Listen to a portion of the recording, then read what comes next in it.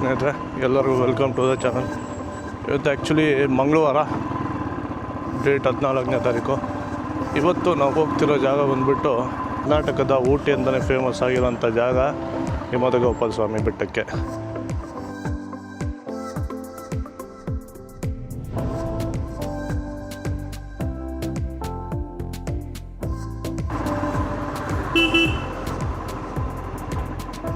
ಏನೋ ಮಚ್ಚ ಇಲ್ಲಿ ಬಂದುಬಿಟ್ಟಿದ್ಯಾ?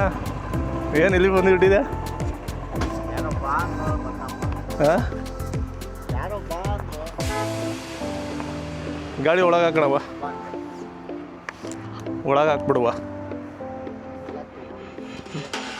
ಬ್ರೇಕೇ ಇಲ್ಲ ಗುರು ಗಾಡಿಗೆ. ಇವಾಗ ನಾನು ನನ್ನ ಫ್ರೆಂಡ್ಸು ಇಬ್ಬರು ಸೇರಿಬಿಟ್ಟು ಹಿಮವದ್ ಸ್ವಾಮಿ ಬೆಟ್ಟಕ್ಕೆ ಹೋಗ್ತೀವಿ. ಮೊದಲು ಈ ಗಾಡಿನ ಪಾರ್ಕ್ ಮಾಡಿಬಿಟ್ಟು ಒಂದೇ ಬೈಕಲ್ಲಿ ಹೋಗೋಣ ಅಂತ ಪ್ಲ್ಯಾನಿಂಗು. ಮೈಸೂರಿಗೆ ಹೋದರೆ ಮೈಸೂರಿಂದ 70 ಕಿಲೋಮೀಟ್ರು, 70. ಮೈಸೂರಿಗೆ ಹೋಗೋ ಪ್ಲ್ಯಾನ್ ಏನಿಲ್ಲ, ಈಗ ದಸರಾಗೆ ಹೊರಟುಬಿಡೋಣ.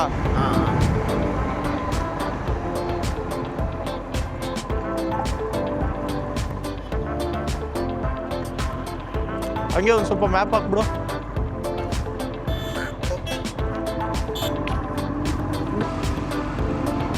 ಒಳಗೆ ಬಿಡಲ್ಲ ಅಂದ್ಬಿಟ್ಟು ಅಲ್ಲಿ ಹೋಗಿ ಫಿಶ್ ತಿನ್ಕೊಂಡು ಹೋಗ್ಲಿಲ್ವಾ? ಓ, ಇಲ್ಲೇ ಅಲ್ವಾ? ಅದೇ ರೋಡ್ ಇದು, ಮಂಚಿನ ಬೆಲೆ. ಅದೇ ಅನ್ಕೊಂಡೆ, ಎಲ್ಲೋ ಬಂದಿದ್ದೀವಲ್ಲ ಈ ರೂಟ್ ಎಲ್ಲೋ ಅನ್ಕೊಂಡು. ನೋಡಲ್ಲ ಹೆಂಗಿದೆ. ಇಲ್ಲೇ ಆಕ್ಟಿವ್ ಡ್ಯಾಮ್ ಇರೋದು, ಇಲ್ಲಿ ಗೇಟ್ ಎಲ್ಲ ಅಲ್ಲೇ ಇರೋದು, ಅಲ್ಲಿ ಬಿಡಲ್ಲ.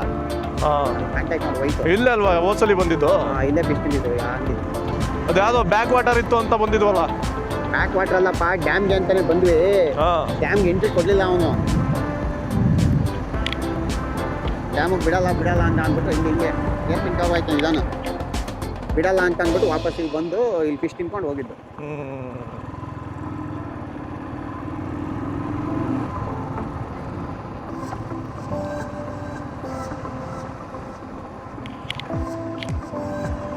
ಮುಂದೆ ಯಾವುದು? ಮುಂದೆ ಹಂಗೆ ಹೋಗ್ತಾ ಬ್ರಿಡ್ಜ್ ಸಿಗುತ್ತೆ, ಬ್ರಿಡ್ಜ್ ಕ್ರಾಸ್ ಮಾಡಬೇಕು. ಅವಾಗ ಹಿಂಗೆ ರೈಟ್ ಸೈಡಿಗೆ ನೋಡೋ ಡ್ಯಾಮ್ ಕವರ್ ಆಗುತ್ತಲ್ಲ, ಕಾಂಟ್ಯಾಕ್ಟ್. ಎಲ್ಲಿದೆಯಲ್ಲ ಡ್ಯಾಮು?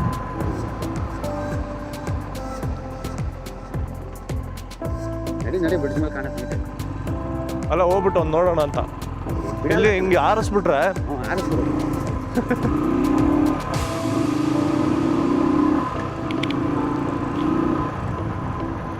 ನೋಡಲ್ಲಿ ನೀರು ಚಿಮ್ಮುತ್ತಿದೆ.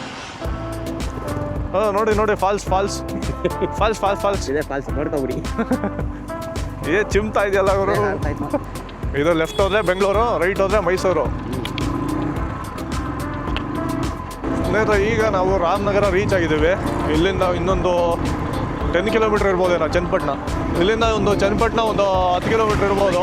ಚನ್ನಪಟ್ಟಣ ಮುಗಿಸ್ಕೊಂಡು ಮತ್ತೆ ಇನ್ನೊಂದು 160 ಕಿಲೋಮೀಟ್ರ್ ಹೋದರೆ ಡೆಸ್ಟಿನೇಷನ್ ರೀಚ್ ಆಗ್ತೀವಿ. ನೋಡಿ, ಇಲ್ಲಿ ರೇಷ್ಮೆ ನಾಡು ರಾಮನಗರ ಕಂಪ್ಲೀಟ್. ಇಲ್ಲಿ ನೋಡಿ ಫ್ರೆಂಡ್ಸ್, ಈ ಕಡೆನೇ ಕೆಂಗಲ್ ಹನುಮಂತ ದೇವಸ್ಥಾನ ಇದೆ.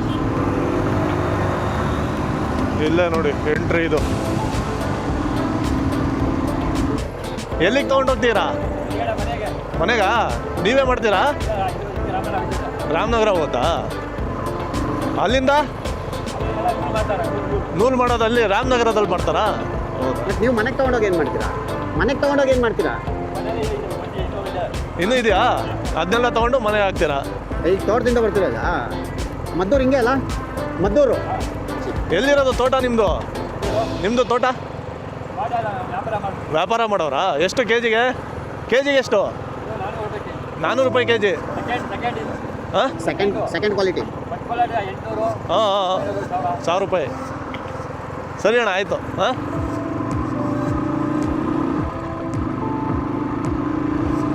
ಫಸ್ಟ್ ಕ್ವಾಲಿಟಿ 1000 ರೂಪಾಯಿ ಕೆ.ಜಿ.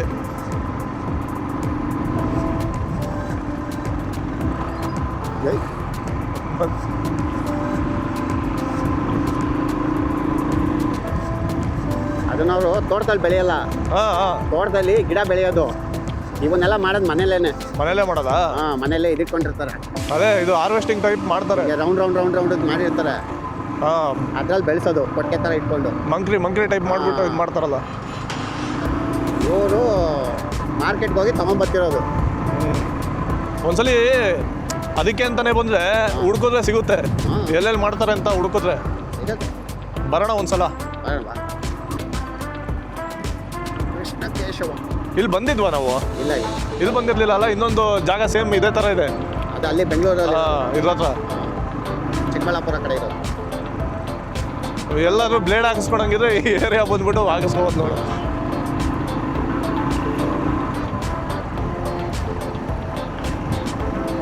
ಆ ತುದಿಲಿ ಕುಯ್ಯಕ್ಕೆ ಶುರು ಮಾಡಿದ್ರೆ ಈ ತುದಿವರೆಗೂ ಕುಯ್ದು ಕಳಿಸ್ತಾರೆ. ಮಾಡ್ತಾರೆ.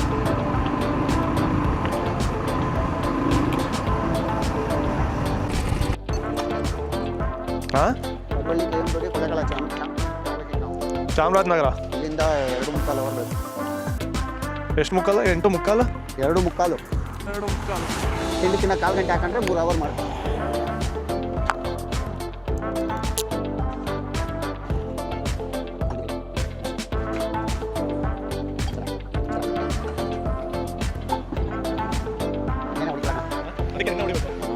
ಮೊನ್ನೆ ಕೊಡೆ ಅದು ಮೇಲ್ಗಡೆ ಪ್ಲಾಸ್ಟಿಕ್ ಬಾಟಲ್ ಅದೋ ಇಲ್ಲ, ಅದಕ್ಕೆ ಸ್ನೇಹಿತರೆ ಈಗ ಲೈಟಾಗೆ ತಿಂಡಿ ತಿನ್ಕೊಂಡು ಮತ್ತೆ ಸ್ಟಾರ್ಟ್ ಮಾಡಿದ್ದೀವಿ. ಇದು ಆ್ಯಕ್ಚುಲಿ ಇರೋದು ಮಳವಳ್ಳಿ ರೋಡು. ಇಲ್ಲಿಂದ ಇನ್ನೂ ಒಂದು 150 ಕಿಲೋಮೀಟ್ರ್ ಇರ್ಬೋದು ಅಪ್ರಾಕ್ಸಿಮೇಟ್ಲಿ. ಸರಿ, ನಾವು ಹೋಗ್ಬಿಟ್ಟು ಅಲ್ಲಿ ಡೈರೆಕ್ಟ್ ಈಗ ನೋ ಸ್ಟಾಪು, ಡೈರೆಕ್ಟ್ ಅಲ್ಲಿಗೆ ಹೋಗ್ಬಿಟ್ಟು ಡೈರೆಕ್ಟ್ ಸ್ಟಾಪ್ ಅಲ್ಲಿಗೆ ಈಗ. ಇದು ಮಳವಳ್ಳಿ. ಹಾಂ, ಮುಂದೆ ನಡಿ, ಸಿಗ್ನಲ್ ಇದೆಯಲ್ಲ, ಹಾಂ, ಅಲ್ಲಿಂದ ಲೆಫ್ಟ್ ತಗೊಂಡೋದ್ರೆ ಕನಕಪುರ. ಮೈಸೂರು ಅಣ್ಣ ಫುಲ್ಲು ಜಾಸ್ತಿ. ಲೆಫ್ಟ್ ಹೋದ್ರೆ ಕನಕಪುರ, TK ಫಾಲ್ಸು, ಅಲ್ಲಿಗೆ ಹೋಗುತ್ತಿದ್ದು. TK ಫಾಲ್ಸು ಹಾಂ, ಬ್ಯಾನ್ ಮಾಡಿಸ್ಬಿಟ್ಟಿದೆಯಲ್ಲ. ನಾನೇನು ಮಾಡ್ತಿಲ್ಲ, ನೀನೇ ಮಾಡ್ಕೊಂಡಿರೋದು, ನಾನು ಯಾಕೆ ಮಾಡ್ತೀನಿ. ಇದು ಕೊಳ್ಳೇಗಾಲ, ಚಾಮರಾಜನಗರ ಕೊಳ್ಳೇಗಾಲ ಹೋಗುತ್ತೆ. ಇದೇ ಕೊಳ್ಳೇಗಾಲನಾ? ಇದು ಮಳವಳ್ಳಿನೂ ಕೊಳ್ಳೇಗಾಲ ಇಲ್ಲಿ ಮುಂದೆನಾ? ಅದು ಇನ್ನೂ 60-70 ಕಿಲೋಮೀಟರ್ ಆಗುತ್ತೆ. ಬೈಕಲ್ಲಿ ರೈಡ್ ಹೋಗೋ ಮಜಾ ಇದೆಯಲ್ಲ, ಅದು ಎಷ್ಟೇ ಕೋಟಿ ಕಾರಲ್ಲಿ ಹೋದ್ರು ನಿಮಗೆ ಅಷ್ಟು ಆ ಮಜಾ ಸಿಗೋಲ್ಲ. ಹೆಂಗಿದೆ ನೋಡಿ ರೋಡು ಅದು ವೆದರ್ ಸೂಪರ್ ಆಗಿದೆ. ಹಿಂಗೆ ಫುಲ್ ಟ್ಯಾಂಕ್ ಪೆಟ್ರೋಲ್ ಖಾಲಿ ಆಗೋವರೆಗೂ ನೋಡಿ ಹಿಂಗೆ ಹೋಗ್ತಾ ಇದೆ. ಒಳಗಲ್ತಿರ್ತಲ್ಲ ಆ ಥರ ಆಯ್ತು. ಏನೋ ಇದೆ ಇದು.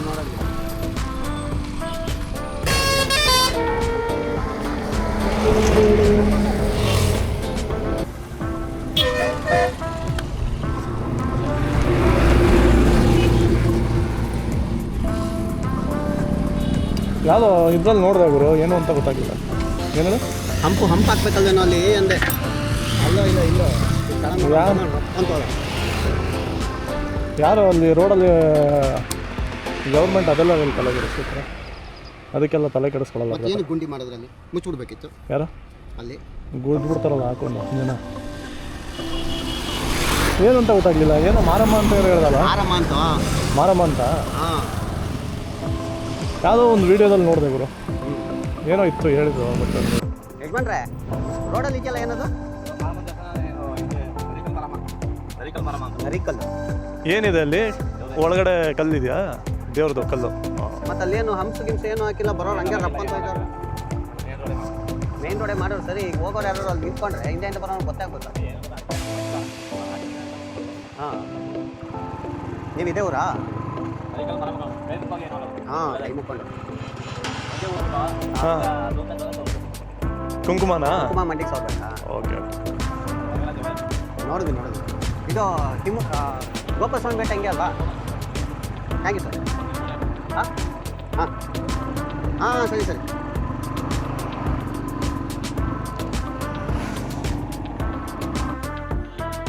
ಸ್ನೇಹಿತರೆ, ಮಳವಳ್ಳಿ ಟು ಊಟಿಗೆ ಹೋಗೋ ರೋಡಲ್ಲಿ ನಿಮಗೆ ರೋಡ್ ಮಧ್ಯದಲ್ಲೇ ಇಲ್ಲೊಂದು ದೇವ್ರು ಸಿಗುತ್ತೆ. ಇದು ಆ್ಯಕ್ಚುಲಿ ಉದ್ಭವ ಮೂರ್ತಿ. ಇದು ಈ ದೇವ್ರ ಹೆಸರು ನರಿಕಲ್ ಮಾರಮ್ಮ ಅಂತೇಳಿ. ಇದೇನಪ್ಪ ವಿಶೇಷತೆ ಅಂತ ಹೇಳಿದ್ರೆ, ಇಲ್ಲಿದ್ದು ಯಾರಿಗಾದ್ರೂ ಮಂಡಿ ನೋವು ಮತ್ತು ಕಾಲು ನೋವು ಅಂತ ಇರೋರಿಗೆ ಈ ದೇವರ ಹತ್ರ ಬಂದುಬಿಟ್ಟು ಅಲ್ಲೇನು ಕುಂಕುಮ ಇದೆಯಲ್ಲ, ಆ ಕುಂಕುಮನ ಕಾಲಿಗೆ ಹಚ್ಕೊಂಡ್ರೆ ಅಲ್ಲಿ ಮಂಡಿ ನೋವು ಮತ್ತು ಕಾಲು ನೋವು ನಿವಾರಣೆ ಆಗುತ್ತೆ ಅಂತ ಇಲ್ಲಿ ಸ್ಥಳೀಯರ ನಂಬಿಕೆ. ಯಾರಾದರೂ ಈ ರೂಟಲ್ಲಿ ಹೋಗ್ತಾ ಇದ್ದರೆ ಒಂದ್ಸರಿ ವಿಸಿಟ್ ಮಾಡಿ.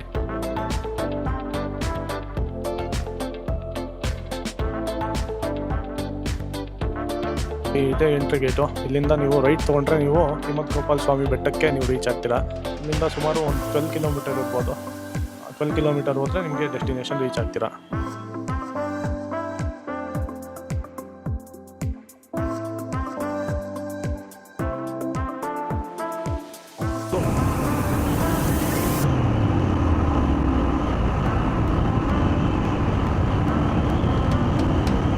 ಇವತ್ತು ಆ್ಯಕ್ಚುಲಿ ವೀಕ್ ಡೇ ಆಗಿರೋದ್ರಿಂದ ಜಾಸ್ತಿ ಜನಗಳೇನು ಬರಲ್ಲ ಇದು ಇವತ್ತು. ಪೂರ್ತಿ ಎಲ್ಲ ಕಡೆ ಸೂರ್ಯಕಾಂತಿ ಗಿಡಗಳಲ್ಲಿ ಜಾಸ್ತಿ ಬೆಳೆದಿರೋದು.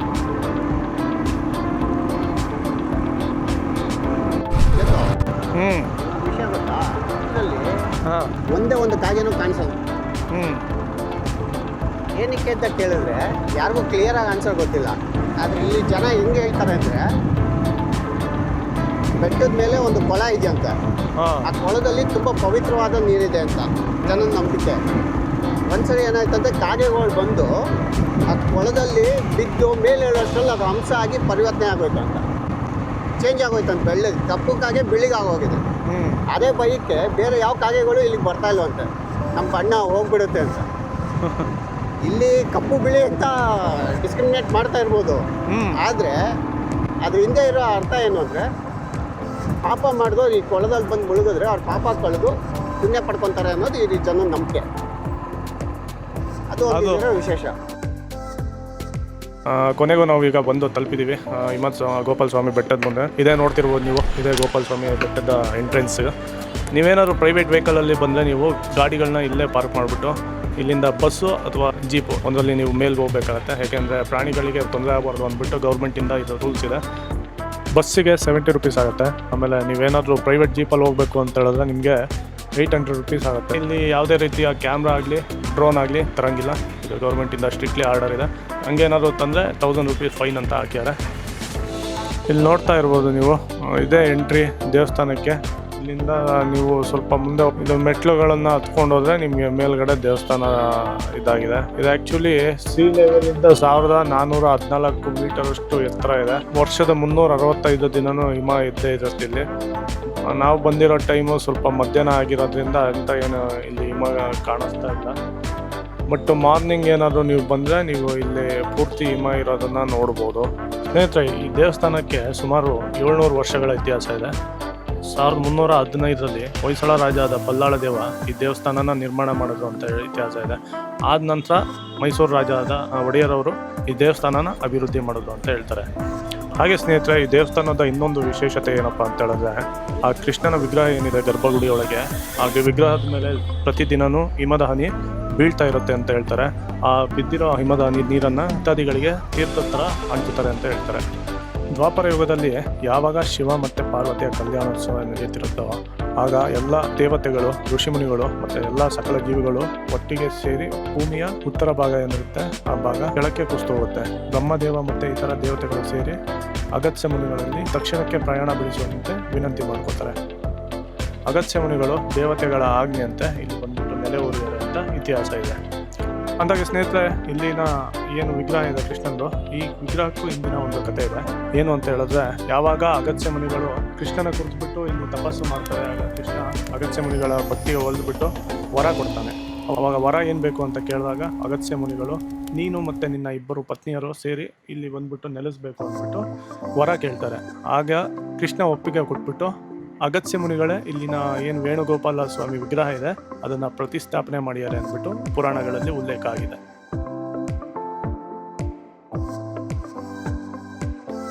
ಫ್ರೆಂಡ್ಸ್, ಈ ಬೆಟ್ಟ ಏನಿದೆ ಇದು ಬಂಡೀಪುರ ಟೈಗರ್ ರಿಸರ್ವ್ ಫಾರೆಸ್ಟ್ಗೆ ಒಳಗೊಂಡಿದೆ. ಹಾಗಾಗಿ ಈ ಬೆಟ್ಟಕ್ಕೆ ಯಾವುದೇ ರೀತಿಯ ಪ್ರೈವೇಟ್ ವೆಹಿಕಲ್ನ ಅಲೋ ಮಾಡಲ್ಲ. ಈ ಬೆಟ್ಟದ ಟೈಮಿಂಗ್ಸ್ ಬಂದ್ಬಿಟ್ಟು ಬೆಳಗ್ಗೆ ಒಂದು 8:30 ಸಂಜೆ ಒಂದು 4:30 ಓಪನ್ ಇರುತ್ತೆ. ಹಾಗೆ ಸ್ನೇಹಿತರೆ, ಈ ಬೆಟ್ಟಕ್ಕೆ ಒಂದು ಯೂನಿಕ್ ವಿಸಿಟರ್ ಇದೆ. ಅದೇನು ಅಂತ ಹೇಳಿದ್ರೆ ಇಲ್ಲಿನ ಕಾಡಾನೆ. ಇಲ್ಲಿ ಲೋಕಲ್ ಗೈಡ್ಸ್ ಹೇಳೋ ಪ್ರಕಾರ ಈ ಕಾಡಾನೆ ಪ್ರತಿದಿನನೂ ಬಂದ್ಬಿಟ್ಟು ಈ ಗೋಪಾಲ ಸ್ವಾಮಿಗೆ ಏನು ನೈವೇದ್ಯ ಮಾಡಿರ್ತಾರಲ್ಲ ಅದನ್ನ ತಿನ್ಬಿಟ್ಟು ಹೋಗುತ್ತದೆ. ಇಲ್ಲಿ ಆನೆ ಇದುವರೆಗೂ ಯಾರಿಗೂ ತೊಂದರೆ ಮಾಡಿಲ್ಲ. ಅದ್ರ ಪಾಡಿ ಅದು ಬಂದ್ಬಿಟ್ಟು ಅಲ್ಲೇನು ಪ್ರಸಾದ ಆಗುತ್ತೆ ಅದನ್ನ ಸ್ವೀಕರಿಸ್ಬಿಟ್ಟು ಅದ್ರ ಪಾಡಿ ಅದು ಹೊರಟೋಗುತ್ತೆ. ಆಮೇಲೆ ಇದಕ್ಕೆ ಅಂತಾನೆ ಅಲ್ಲೊಂದು ಟ್ಯಾಂಕ್ ಮಾಡಿದ್ದಾರೆ, ಅಲ್ಲಿ ಬಂದ್ಬಿಟ್ಟು ನೀರನ್ನು ಕೂಡ ಕುಡಿದ್ಬಿಟ್ಟು ಹೋಗುತ್ತೆ. ವನ ಏನಿದೆ ಈ ಕಾಡಿನ ಮಧ್ಯದಲ್ಲಿ ಒಂದು 8 ತೀರ್ಥ ಇದ್ದಾವೆ. ಅದಕ್ಕೆ ಅಷ್ಟತೀರ್ಥ ಅಂತ ಇತಿಹಾಸ ಇದೆ. ಆ ಅಷ್ಟತೀರ್ಥಗಳು ಯಾವ್ದ್ಯಾವುದು ಅಂದರೆ ಶಂಖತೀರ್ಥ, ಚಕ್ರತೀರ್ಥ, ಗದಾತೀರ್ಥ, ಪದ್ಮತೀರ್ಥ, ವನತೀರ್ಥ, ಪುಣ್ಯತೀರ್ಥ, ಲಕ್ಷ್ಮೀ ತೀರ್ಥ ಮತ್ತು ಗೋಪಾಲ ತೀರ್ಥ. ಹೀಗೆ 8 ತೀರ್ಥಗಳಿದ್ದಾವೆ. ಈ ತೀರ್ಥದ್ದು ಏನಪ್ಪ ವಿಶೇಷಗಳು ಹೇಳು ಅಂತ ಹೇಳಿದ್ರೆ, ಈ ಕಲ್ಯಾಣಿ ಶಂಖದ ಆಕಾರದಲ್ಲಿದೆ ಅಂತ ಹೇಳೋದಕ್ಕೆ ಇದಕ್ಕೆ ಶಂಖತೀರ್ಥ ಅಂತ ಹೆಸರುಗಳು ಬಂದಿದ್ದಾವೆ. ಆನಂತರ ಚಕ್ರತೀರ್ಥ ಅಂತ ಏನಕ್ಕೆ ಹೆಸರು ಬಂದಿದೆ ಅಂತ ಈ ಏನಿದೆ ಕಲ್ಯಾಣಿಲಿ ಸ್ನಾನ ಮಾಡೋದ್ರಿಂದ ನೆಗೆಟಿವ್ ಎನರ್ಜಿ ಏನಿರುತ್ತೆ ಅದು ಕಂಪ್ಲೀಟಾಗಿ ಹೊರಟೋಗುತ್ತೆ ಅಂತ ಹೇಳ್ತಾರೆ ಭಕ್ತರು. ಇದು ಗದಾತೀರ್ಥ ಅಂತ ಇದೆ. ಈ ಗದಾತೀರ್ಥದ ಏನಪ್ಪ ವಿಶೇಷ ಅಂತ ಹೇಳಿದ್ರೆ, ಇಲ್ಲಿ ಏನಾದರೂ ಸ್ನಾನ ಮಾಡಿದ್ರೆ ಮೈಕೈ ನೋವು ಹೋಗ್ಬಿಟ್ಟು ಶಕ್ತಿ ಮತ್ತು ಆರೋಗ್ಯ ಚೆನ್ನಾಗಿರುತ್ತೆ ಅಂತ ಹೇಳ್ತಾರೆ. ಆನಂತರ ಪದ್ಮತೀರ್ಥ ಅಂತ ಒಂದಿದೆ. ಏನಪ್ಪ ಈ ಕಲ್ಯಾಣಿ ವಿಶೇಷತೆ ಅಂತ ಹೇಳಿದ್ರೆ, ಇದು ಯಾವಾಗಲೂ ನೀಟಾಗಿದೆ ಅಂತ ಹೇಳ್ತಾರೆ. ಆಮೇಲೆ ಈ ತೀರ್ಥದಲ್ಲಿ ಸ್ನಾನ ಮಾಡೋದ್ರಿಂದ ಸೌರ್ಯ ಮತ್ತು ನೆಮ್ಮದಿ ಸಿಗುತ್ತೆ ಅಂತ ಹೇಳ್ತಾರೆ. ಆಮೇಲೆ ಇದು ವನತೀರ್ಥ ಅಂತ ಬರುತ್ತೆ. ಈ ವನತೀರ್ಥದಲ್ಲಿ ಋಷಿಮುನಿಗಳು ಮತ್ತು ದೇವತೆಗಳು ಸ್ನಾನ ಮಾಡ್ತಿದ್ರು ಅಂತ ಇತಿಹಾಸ ಇದೆ. ಹಾಗೆ ಪುಣ್ಯತೀರ್ಥ ಅಂತ ಇದೆ. ಈ ತೀರ್ಥದಲ್ಲಿ ನೀವೇನಾದರೂ ಸ್ನಾನ ಮಾಡಿದ್ರೆ ನಿಮಗೆ ಪಾಪ ಎಲ್ಲ ಕಳೆದು ಪುಣ್ಯ ಸಿಗುತ್ತೆ ಅಂತ ಜನಗಳ ನಂಬಿಕೆ. ಹಾಗೆ ಲಕ್ಷ್ಮೀ ತೀರ್ಥ ಅಂತ ಇದೆ. ಲಕ್ಷ್ಮೀ ತೀರ್ಥದಲ್ಲಿ ಏನಪ್ಪ ನಿಮಗೆ ವಿಶೇಷತೆ ಅಂತ ಹೇಳಿದ್ರೆ, ಇದರಲ್ಲಿ ರೋಗ ನಿರೋಧಕ ಶಕ್ತಿ ಇದೆ ಅಂತ ಹಿರಿಯರು ಹೇಳ್ತಾರೆ. ಆಮೇಲೆ ಗೋಪಾಲ ತೀರ್ಥ ಅಂತ ಏನಿದೆ, ಈ ತೀರ್ಥದ ವಿಶೇಷತೆ ಏನಪ್ಪ ಅಂತ ಹೇಳಿದ್ರೆ, ಗರ್ಭಗುಡಿಯಲ್ಲಿ ಏನು ಕೃಷ್ಣನ ವಿಗ್ರಹದ ಮೇಲೆ ನೀರು ಬೀಳ್ತಾ ಇರುತ್ತಲ್ಲ, ಆ ನೀರಿನ ಮೂಲ ಈ ಗೋಪಾಲ ತೀರ್ಥಕ್ಕೆ ಕನೆಕ್ಟ್ ಆಗಿದೆ ಅಂತ ಹೇಳ್ತಾರೆ. ಹಾಗೆ ಇನ್ನೊಂದು ತೀರ್ಥ ಇದೆ ಸ್ನೇಹಿತರೆ, ಅದು 8 ತೀರ್ಥದಲ್ಲಿ ಸೇರಲ್ಲ, ಅದರ ಹೆಸರೇ ಹಂಸ ತೀರ್ಥ.